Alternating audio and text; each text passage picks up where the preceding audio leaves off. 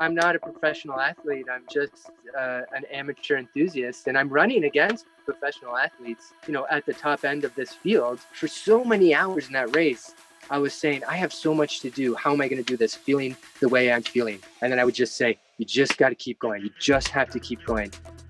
In just a moment, you're going to hear from Matthew Fortuna. Matt is from Lake Country, which is north of Kelowna, British Columbia. Matt has just completed the Hardrock 100. It's one of the toughest ultramarathons anywhere. 100 miles through the mountains of Colorado. He just left Silverton, Colorado with his partner, Taryn, and their dog, and he's in Moab, Utah. He joined us from his cell phone. There's a little bit of wind noise and some dropout, but for the most part, you will hear exactly what Matt has to say. His thoughts on participating in and completing the Hardrock 100. He finished 16th. Here's Matt. I feel happy to have finished it. I feel as though it's an accomplishment because it was probably definitely the hardest running event I've ever done, for sure. When did you know that you had been accepted into the Hardrock 100? Because there were some issues along the way with COVID, and I know you completed Fat Dog 120 quite a while ago. Yeah, I finished Fat Dog 120 in 2017, and then I was accepted into Hardrock to run in 2019, and then it was canceled due to extreme avalanche occurrences on the course that made the course impassable in the summer, and then 2020 COVID, 2021 COVID. So it was my 4th year since being accepted. Just watching your progress on GPS, and then we were communicating with your partner, Taryn, and she was providing some updates. She said, I'll see Matt at mile 93. I believe that was the Cunningham Gulch aid station. Tell me what was going through your mind when you hit that aid station. I was feeling optimistic that I had 7 miles left and I knew what was ahead of me and I knew I could do it. I knew I was going to finish and I was feeling great about that. But I was having just as probably every single other person in that race, I was struggling with, certain issues. I think everyone has their own challenges in a distance race of that manner. And I was having mine, and I wasn't expecting to see Taryn.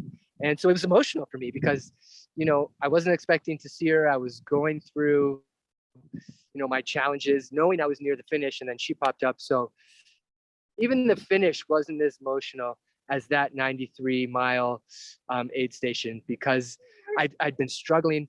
I'd been struggling for about 30 kilometers with certain issues and, having a hard time and just pushing through. And that's what it's about, right? You just got to push through your challenges. And I had mine, certainly. And I was pushing through and I knew I was near the finish and I hadn't seen her for a long time and I was wanting to see her and she showed up and it was emotional for me and I wasn't expecting it. And it was good. It was a really great moment in the race. What were you struggling with, if you don't mind my asking? I was having a hard time with the downhills. I was struggling to move. It's very mental. Like I was moving, but I wasn't moving as well as I wanted to running downhill. The downhills were everything was, mountain extreme. The climbs were very long and the descents were very long. I was doing great on the climbing. I didn't have any problem with the climbing, but I was struggling with the descent. So I was really feeling it in my quads. I was really feeling it in my feet. And I was really feeling sort of the stomach nausea with the elevation, obviously, but not anything that was like sort of going to put me out of the race. But, I was feeling it to some degree. This is 160 kilometers of continuous mountain terrain. And mountain terrain, you can't replicate it in the Okanagan Valley. You can't replicate it anywhere. It is a very specific type of terrain where the steepness and the rockiness, it was a true mountain experience. When you finished this race, how were you feeling? Let's talk physically, because I know emotionally it's probably a whole different story, but how were you feeling? I left it all out there. I was tired. My body was sore. I was moving really slowly. My feet were very sore. My quads were very sore. The last portion of the race was 4,000 foot descent into the finish line, which is huge. And that's, and that was just one portion. And I was moving super slow. So yeah, no, I've I've been hurting for 2 days since, for sure.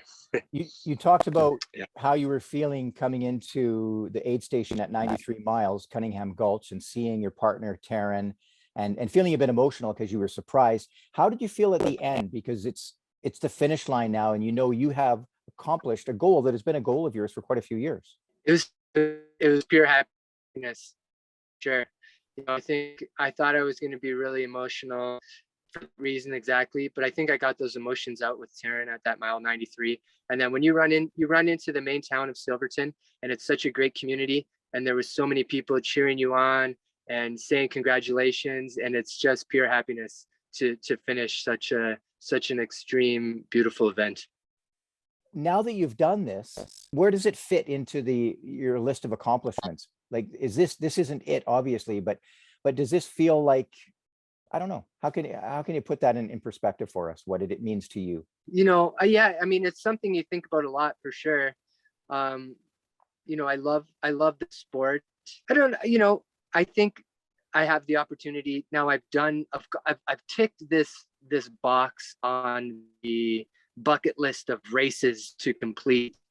It allows me to focus more just on the pure enjoyment of the sport, and going to those routes and just spending time without having a schedule of training, or a prescribed, I have to run this many kilometers. Just doing the sport for enjoyment and spending the rest of the year doing that. And now I have this solid base. I can just go out into the mountains and enjoy it and move at a comfortable whatever pace I want to, and bring my dog, and just get back to loving it. And then reassess when the summer's over and see what's next year will bring. What was training like for you? It's a lot. I mean, like, I'm not a professional athlete. I'm just an amateur enthusiast, and I'm running against professional athletes, at the top end of this field.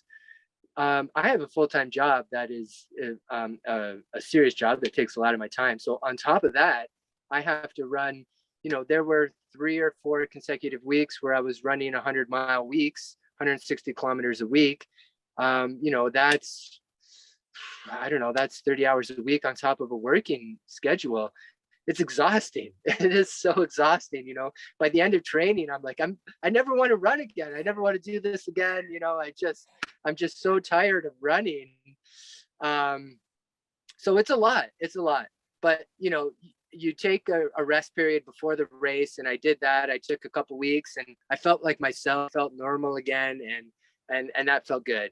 You mentioned something that's very important. You were racing against some of the best in the world. You finished 16th. That's phenomenal. That's why I think this is a real feat.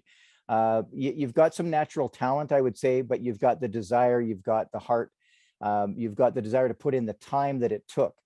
Do you think you're any different than anybody else who wants to set out to try and do this type of thing? No, definitely not. No, I mean, it's for everybody and anybody. And that's the beautiful part about it.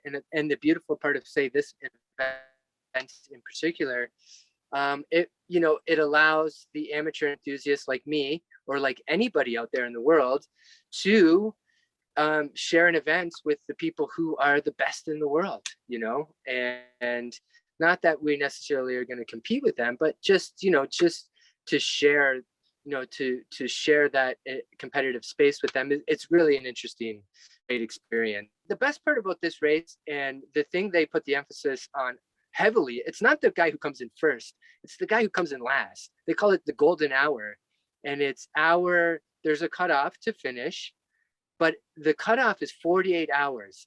So, but at the 47-hour mark, everyone from the race comes to the town center to cheer in the last runners who have been out there for 47 hours, and they get the most respect out of the whole community and out of all of the racers in the event. And I think that's the beauty and the value of this sport, truly. Did you talk to any of the top Yeah. runners, Courtney DeWalter or anybody else? I didn't. No. When you do these events, you sort of create relationships with the people you are running with out there. And people come and go during a race. You're in front of somebody, you're behind somebody, and they come and go. Quite often you'll run with a person for an hour or a couple hours or many hours, and you build sort of relationships with them. And then at the end of the day, you go and you congratulate, and you find the people that you spent time with out there. I was lucky enough to do a run with you when we made our short film, and I remember asking you if you were setting your watch, and you didn't wear a watch, which that's somewhat rare, I think, in the running world. You didn't have a watch on for this race too, I bet. No watch. Did you know ever what position you were in?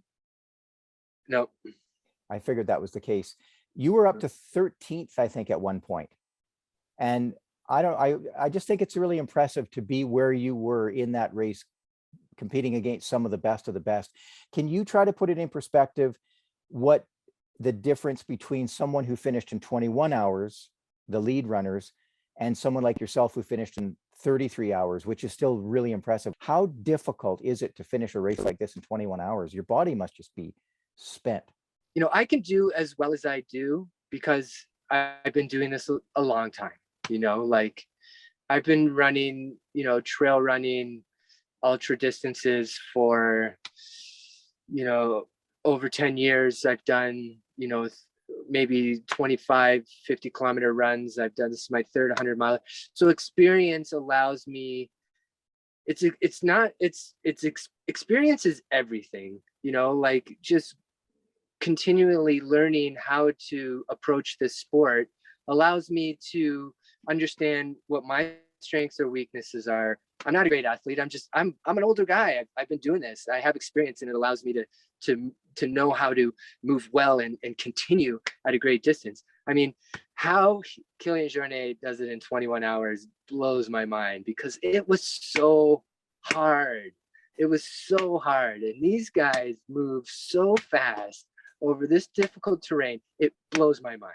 I want to end on the mental side of it. We hear so much about that in these ultra runs. You can tell yourself that you can't do it, or you can tell yourself you can. It's really a mental game. How did you deal with that mental part of it when it was difficult, when it was dark? It's really a constant dialogue.